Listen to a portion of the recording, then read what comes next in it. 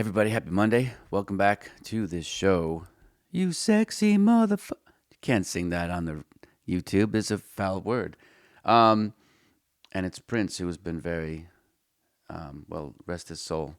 He didn't let people really cover his stuff. Um, so Sublime had a good comment a couple days ago on a video called How to Trade Your Equity Curve. And this is an important thing because I think many of you are doing the wrong thing, which is you're putting on a trade and you're watching your P&L like right away. We'll talk about that tomorrow. And he said he's gotten some consonant dissonance, maybe. I don't remember the way he put it, but it was too sophisticated for a simple mind like my own to understand. Other than I can infer that he's having difficulty understanding what I'm saying. And I can understand why, because I'm going to guess that Sublime is trading one instrument at a time.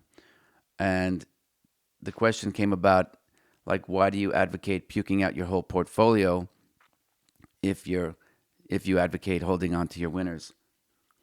And so again, I'm going to guess that Sublime is trading one instrument at a time, so that is his portfolio or her portfolio. I don't know who Sublime is, but thanks always for leaving comments. Appreciate it. And that comes from my statement comes from having very, very thorough and rigorous experience in managing both portfolios, but also having done back testing at the portfolio level.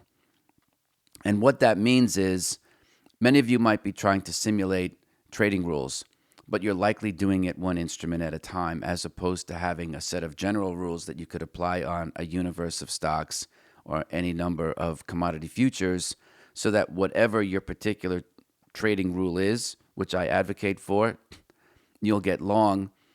If copper starts to move, then the system will trigger you for copper. If gold starts to move, it'll trigger you for gold. Maybe you'll get triggered for both at the same time. Now, this is foreign to you. If you're a day trader looking at the indices, you don't have to watch this video because probably none of it will resonate with you because it's not where your head's at. But for those of us that are a little bit more objective and aren't trying to put several strategies on top of one instrument with, like, by God, if I keep changing the time frame, I'm going to find something that's going to work, as opposed to being, I don't know, much more objective, perhaps, and certainly more promiscuous in your selection, and certainly not forcing things when there's no trade there. You can find yourself in situations that you don't want to be in just because you're in your will and you're like, well, all I'm going to do is trade the indices. And I get it. If you have an underfunded account, the margins kind of work for you. The tick values are also very small, so it does allow you to get in the game. But the thing is that we're the sum total of all our habits. And so I kind of figure it doesn't matter if you're underfunded and you want to get in the game with the hopeful expectation that you can grow your account, you can still develop bad habits with an underfunded account. And many people do, because I get the emails and I have an understanding of what it is that they're trying to do, especially when they don't actually have a set trading plan. They're kind of all over the place. Then they watch their P&L. Again, we're going to talk about that tomorrow. But from having back tested, let's just say that your system is for equities, and the parameters that you've set up for your order entry and your risk management provide for you to hold overnight over the weekend. And when things start to break out as a sector is concerned, you might find inadvertently that you'll have several names like in the chip makers, or you might have healthcare, or you might have utilities. I don't know what it might be. Could be, technology. You might do it by capitalization. But over time, over, say, the course of a week, you might see that you've accumulated a basket of securities in that portfolio. And when the bigger funds or the hedge funds are looking to acquire stock, they might actually go in and buy the sector. Or any number of disparate group of people might come in and put money to work, at which point you're sitting there and it's great because you already own the names, just like I advocate. You'll wake up, if the trends are right and you're still in them, you'll find that the wind is at your back and the bigger names will come, the bigger investors and the traders will come in with more capital and move the thing higher. There'll be reluctant sellers, so those people will dwindle, and now there'll be a fight to acquire inventory, which can only happen when the market will go higher. Prices have to go higher for the market to clear, and you're long, so that's good for you. Money will come in. Now, from having back tested, you can also figure out when you look at how a simulator works, you can actually go back and look at the day, the week, the month, and kind of see what positions that you had during that period of time, so that you could see where there would be a near-term equity peak. Again, that's going to be part of your trading style, what's your portfolio heat, how many names you might have at a given time. And then as the momentum can show up, it ebbs and flows into the portfolio.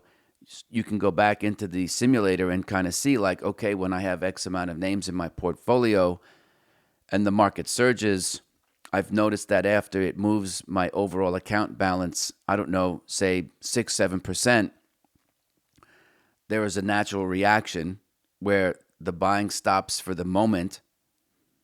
There might be a small wave of profit taking. Volume could drop, right, before the trend resumes.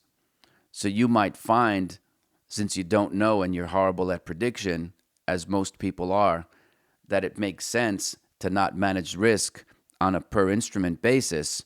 But you know from your trading style and having seen from 20 years of history in simulation that when your equity runs 6 or 7% on average, that's the best of it for that particular moment in time. And so instead of selling just each instrument piecemeal with your protective stops, there is wisdom to puke out the whole thing as you are at the optimum amount of upside at that moment of time, even though none of your protective stops have been hit. So that kind of comes from simulation. It can also come from years of experience, but it does infer that you're trading many names in the portfolio, not just one particular instrument. So for those of you, like I said, who are day trading one particular instrument, this doesn't really pertain to you because you don't have that potential upside. And if you're day trading one instrument, you'll never have it because you're never going to have risk overnight over the weekend. And you don't have to really manage a portfolio. You just have one name. So this is a more sophisticated type of an issue, a way of booking profits. And it does, come from simulation. So you have to know the numbers. You have to have definitive rules for your entries, your position sizing, which the simulator handles all of that. And then, like I said, you could go back and kind of replay the tape, so to speak, and look back in and see along your equity curve, what were those percentage moves when your equity curve was at a peak, because that's what the subject of that video was trade your equity curve, right? So that's kind of what I was getting at. I probably didn't do a good enough job of explaining, how do you trade that way. Now, many, at least, let me see, several instances, you can kind of create your own little basket of securities and hit a button, and all of a sudden, all those names can be long or short in your portfolio so that you could trade the basket, so that it's not necessarily any one particular name, but a basket of securities that you have risk on and then you have risk off. So that's another way to do it. It might be a little bit more sophisticated for some of you, but when you get into, larger account balances and really want to multiply your cash, as you evolve out of day trading, you'll see that these types of things can really work for you very handily.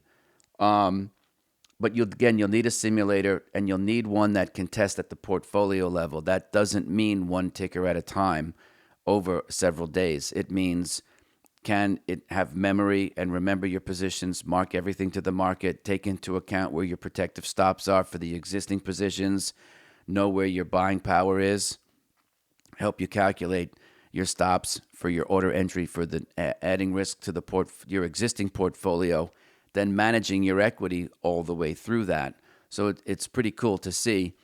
Um, the better ones are going to probably run you $1,000, and then you'll need a data source, right?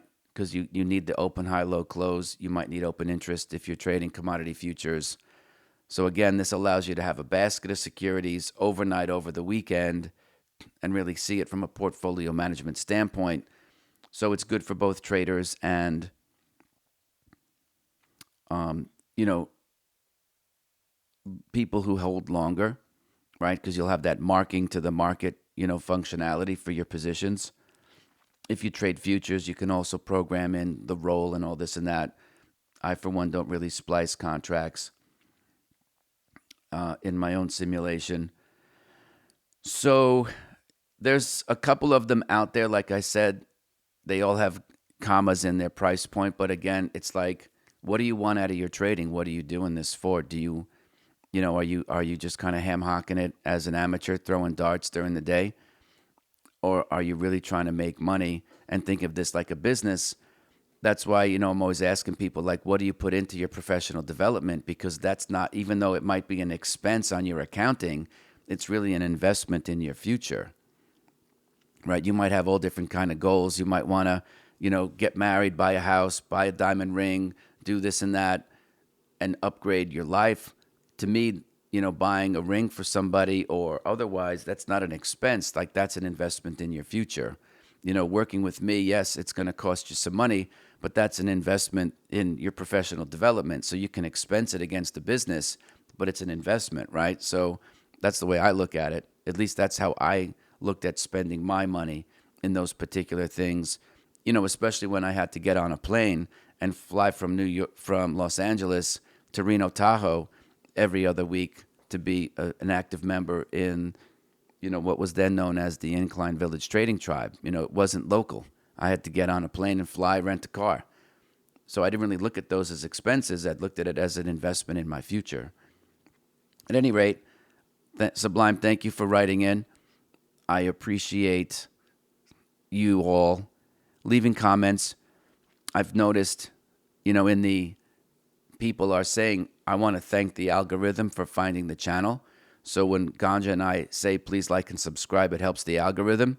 There is evidence that people are finding us from those very actions. So thank you for those of you who've done it. You just don't know who you could be helping. It could be someone much like yourself. So keep the questions coming for sure. I see everything, and where I think I can add a little bit of intelligence. I don't have all the answers. I only have some, but I'm happy to help everybody. Again, thank you, Sublime, for your comment. And I will see you all tomorrow.